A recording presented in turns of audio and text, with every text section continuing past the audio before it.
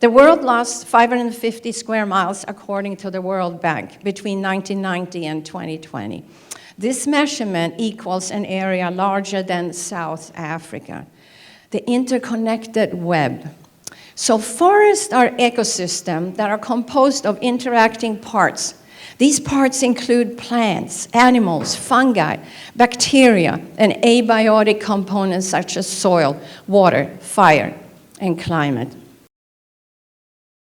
So imagine how many hundreds of years it took for this system to happen. Imagine the system, the symbiotic system, and what happens when we clear cut, and we then start planting one kind of species. Imagine what happens to the wealth or to the health of that forest.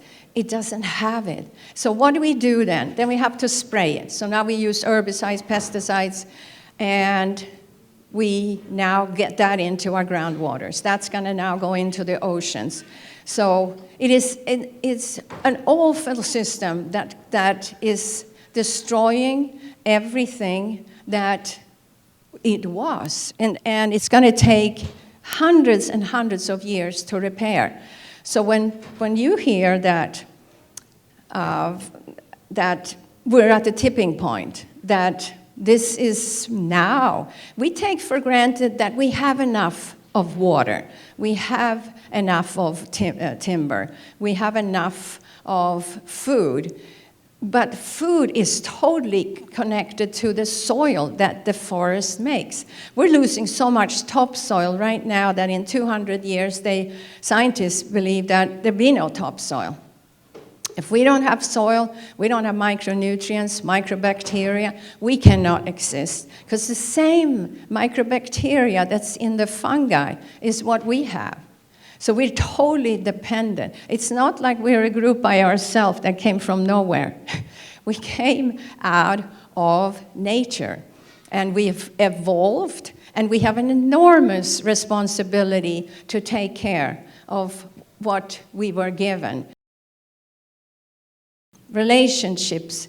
Rainforest, alpine woods, inland forest, and even mangroves with their fellow trees naturally balance the local and planetary weather system. The interrelationship between these botanicals and the life that lives among them is the epicenter of creation on this planet. So you see the weather system. Why do we have drought? Why do we have these enormous fires now? Australia is losing so much land and billions of animals, and and people are dying, and people are getting sick, respiratory problems. The drought is very much due to the forest being cut down.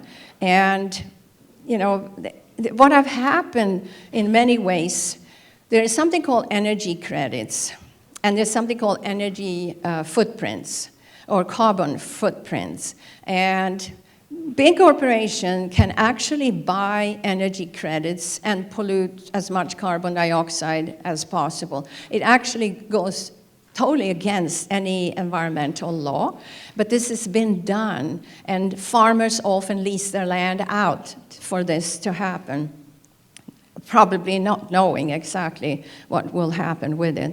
So we have floods. We have enormous amount of rain. A lot of you see the weather here. The weather has changed. And anybody that says that we don't have climate change, I don't know what planet they're on, because we definitely have it. In the US, over a 200-year period, between 1600 and 1800, 80% of the forest past coast, east of the Appalachian Mountains were removed. This destruction of Earth's fauna and flora marched west until most natural forests no longer exist. This happened in Europe hundreds of years earlier, and even before this time in the Middle East. So the environmental loss. Most affected regions are the Amazon rainforest, and that's for cattle. That's purely to grow, and they grow the feed and to have cattle. Sumatran jungles, that is for the palm oil, growing palm trees for palm oil. And British Columbia is timber, that's logging. And we're losing so much. These lands have been specifically targeted for deforestation for a few reasons, but for overall gain, for human gain. 10% more rainforest will be destroyed in the next 36 years. By 2050, cropland will have expanded by 42%, and fertilizer use increased sharply by 45%. Over 2009 levels, a further tenth of the world's pristine tropical forests will disappear over the next 35 years. We just had a guest from Brazil.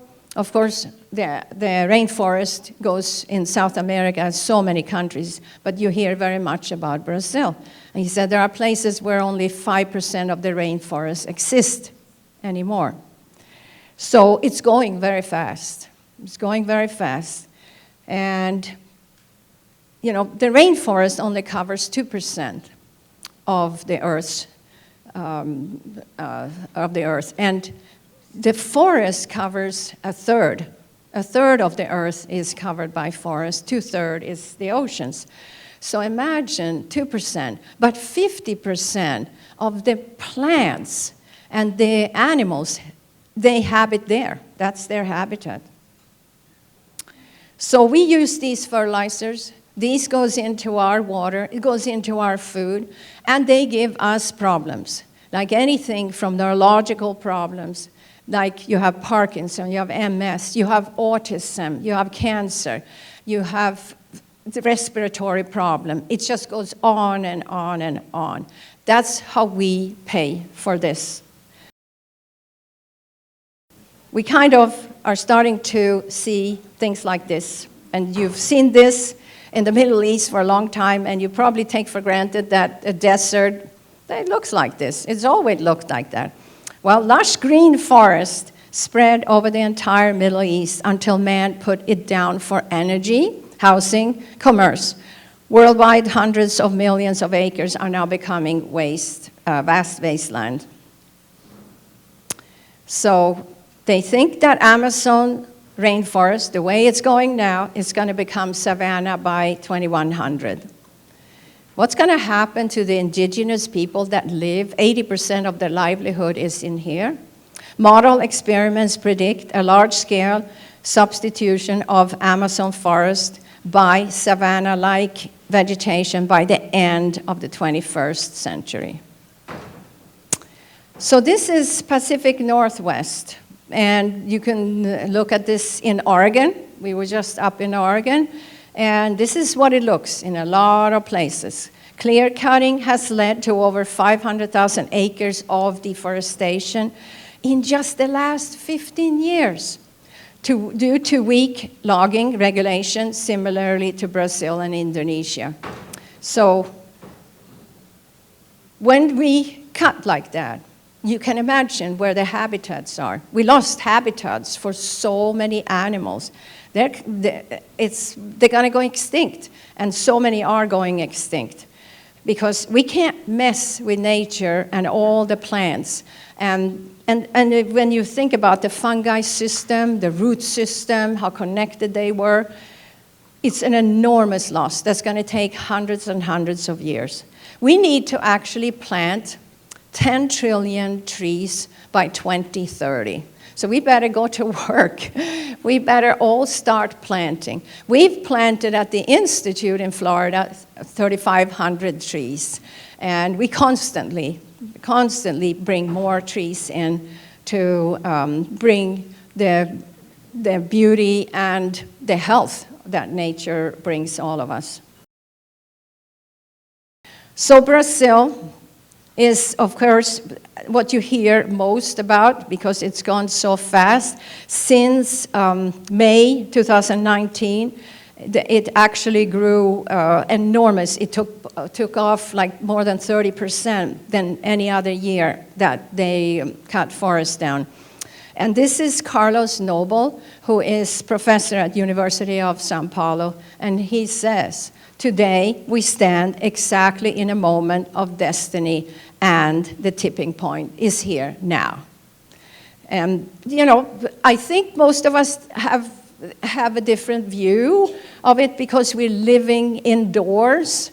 You know, 90% of our time is indoors, and we don't spend time enough to see what's happening, or we're living in a place that don't talk about it, where government are not conscious to talk about it, where, for example, the Paris Amendment that so many countries wanted to be a part of and go for it and make a big change. We're not in it. America's not in it, and it's really, it's mind-boggling again that that normally have been such a light in the world and conscious about what we've been doing, is right now doing the opposite.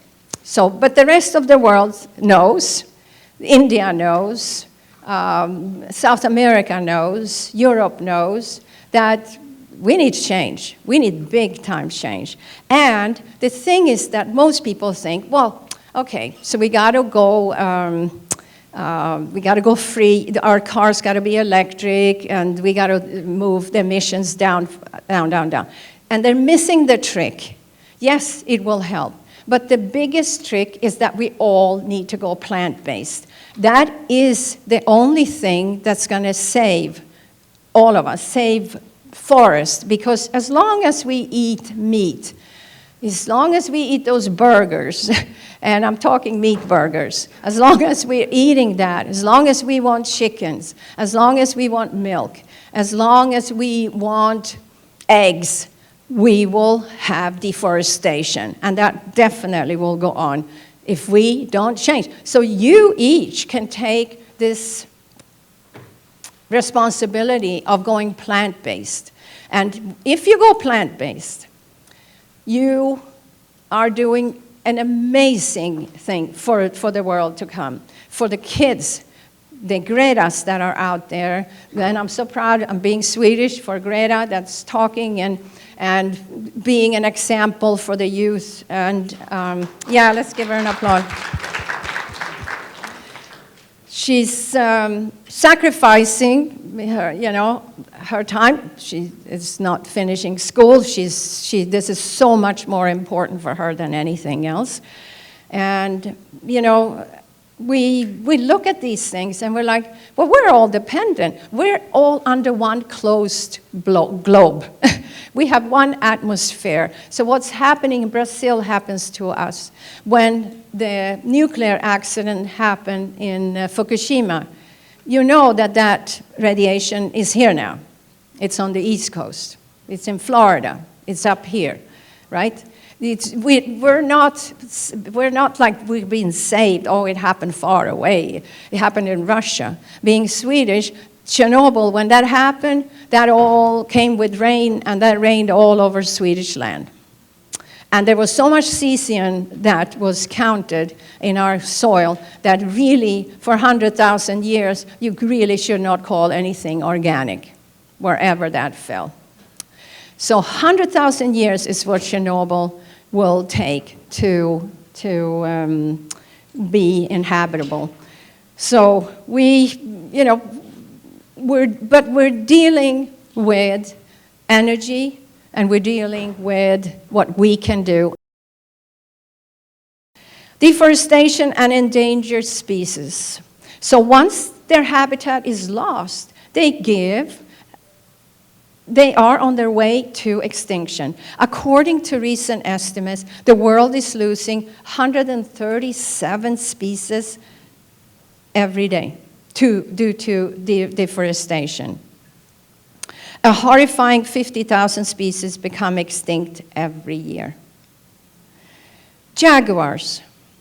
The Amazon forest has one of the largest blocks of jaguars, which are near threatened. Their habitats have been destroyed due to forestation, leaving them vulnerable for poachers. They have nowhere to hide. The spider monkey, black spider monkey is an endangered species due to the deforestation in the Amazon. They rely on trees as their habitats, which are being destroyed. These animals do not adapt to new habitats, resulting in their decline as a species. I always think of, some of us are much easier to get to new places, and we're fine putting our roots down wherever we are. And some people stay in the same town they were born, and they're never going to leave, and they don't have any reason to leave. And, you know, imagine if your habitat was gone. The lemur, the silky sifaka lemur, is a critically threatened species. The lemur is considered one of the rarest animals in the world. Its habitat is the Kirindi forest, and it's in danger due to deforestation. Tigers. The Greater Mekong River Forest area is the largest combined tiger habitat in the world. And this endangered species has an estimated population of less than 4,000. I think in future, probably your grandkids will see them only in the zoo. The few that survived poachers and the extinction.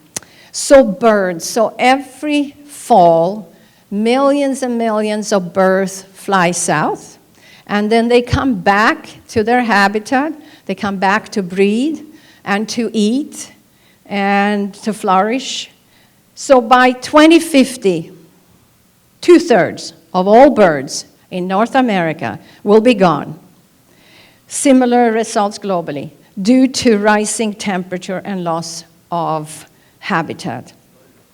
Horrible. A third, American birds, we already lost a third. We already lost a third.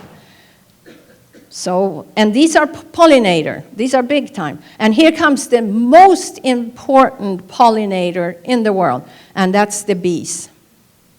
According to the Royal Geographic Society of London, bees have already entered into extinction due to the massive deforestation and uncontrolled use of pesticides. Agriculture depends 70% on these insect pollinators. So when they go to flowers that's been sprayed with insecticides and pesticides, they don't find their way back to the hive. They get dementia. They actually get dementia. Well, what happens to us? Imagine what happened to us. But without bees, we won't be here. You know, without bees, there'd be no human race, for sure. Carbon dioxide is a deadly gas, yes.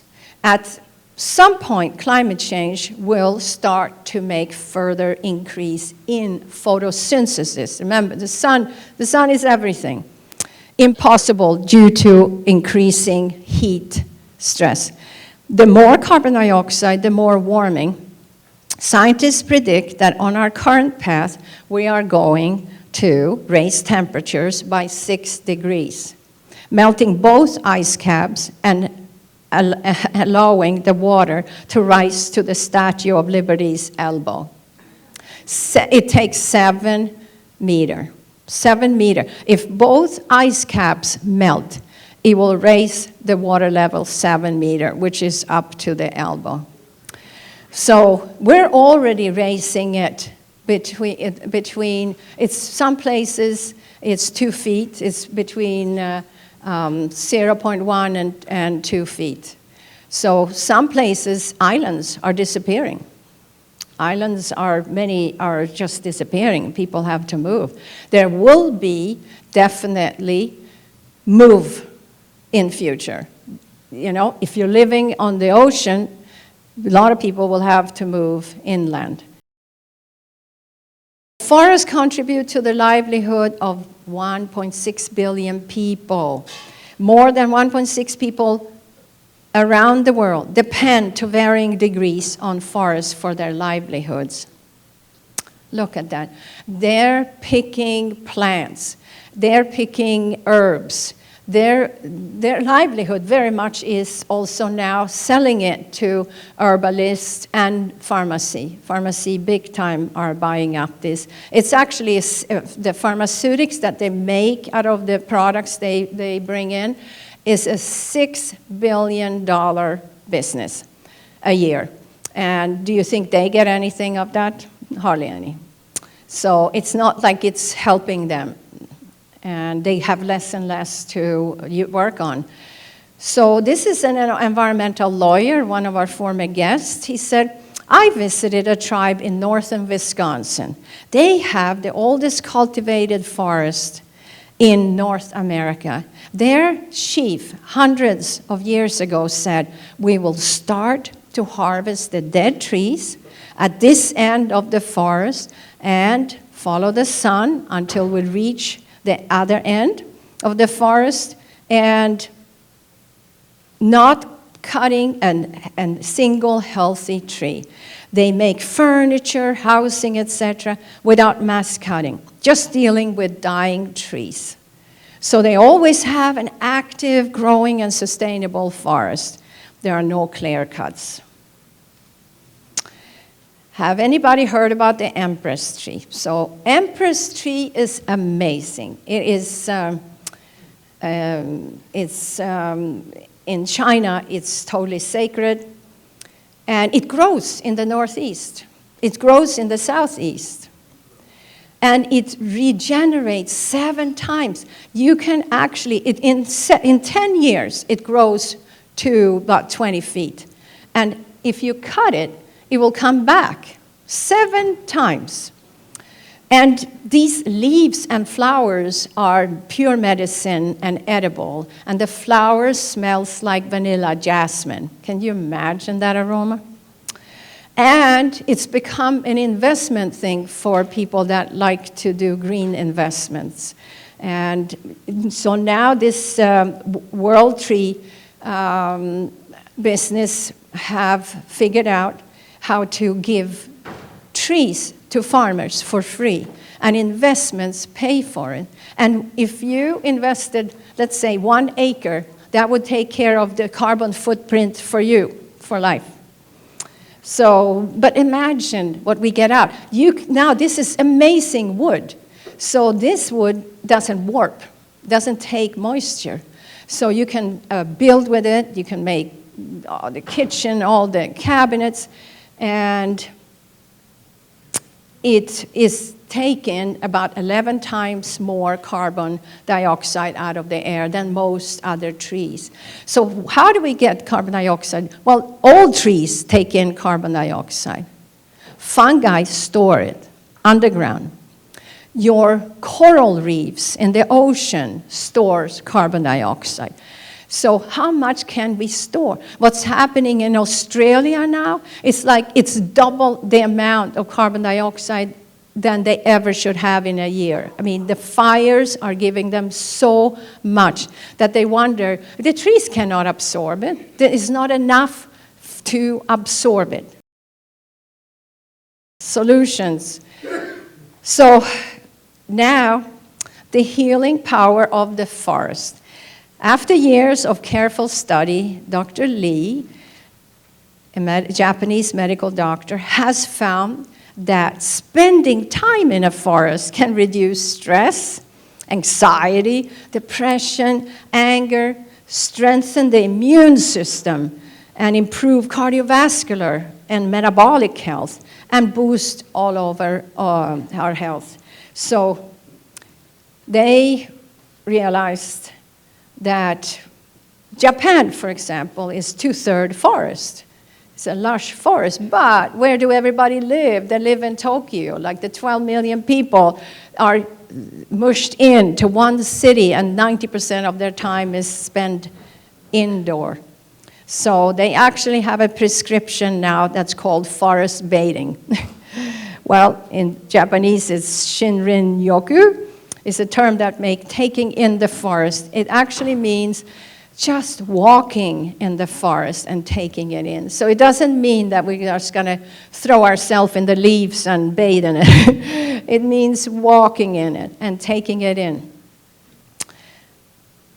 So there was a study, vegan diets impact the environment 84% less compared to mainstream cuisine. So this came in the Lancet, which is one of the most prestigious and oldest peer-reviewed medical journals, that eating a vegan diet, plant-based diet, has less of an environmental impact than one that includes meat, dairy, and eggs.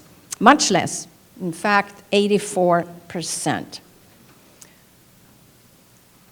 So we need to act quickly, we need to act intelligently, holistically, and globally. And so what can we do? So, because if I don't live in a forest, if I have a house or an apartment and it's in the suburb and it's not close to all that beautiful that forest can give, I need to bring plants into my home, so, and to my office. And did you know that your home could be 7 times more polluted than being in a big city? What about the floors you have? What about the rugs you have? What about the formaldehyde in your furniture? So, you know, there's so many products that you probably have at home that is outgassing a ton of chemicals, and plants pick it up. They not only pick up carbon dioxide, they pick up the other chemicals too. So why do we feel better in the forest? We are able to receive immune boosters from aerosols. Now, these are natural aerosols, such as camphor, which is working on our respiratory tract, limonase, which is an anti-cancer agent, and more. These compounds help to naturally relax and restore the body. That's why it smells so good in the forest, and everything works that way. Taking at least 20 minutes out of your day to stroll or sit in a place that makes you feel in contact with nature will significantly lower your stress hormone levels. That's the finding of a study that has established for the first time the most effective dose of an urban nature experience. Healthcare practitioner can use this discovery to describe nature pills in the knowledge that they have a real measurable effect. Well, so we have to do research for everything. Okay, so now it's research that it's really good to go in the forest. It's a funny thing, but I guess that's the only way we believe things. So plants clean the air. The EPA estimates that most Americans are exposed every day to indoor air contaminants that can lead to serious health problems, including cancer, respiratory ailments, fatigue, and headaches.